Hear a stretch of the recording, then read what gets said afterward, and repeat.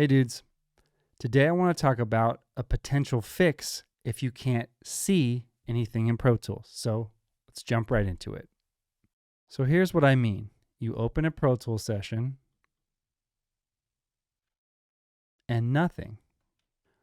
All you have to do is go to Window, Edit, and this will bring back your Pro Tools edit window. This is also true for video.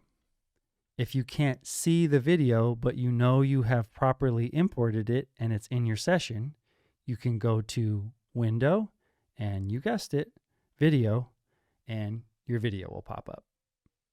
All right, so hopefully that helps you see again in Pro Tools. If you are missing your edit window, just Window, Edit. If you can't see your video window, Window, Video. It should be that simple to bring everything back, and hopefully this fixes your session. Until next time, later dudes.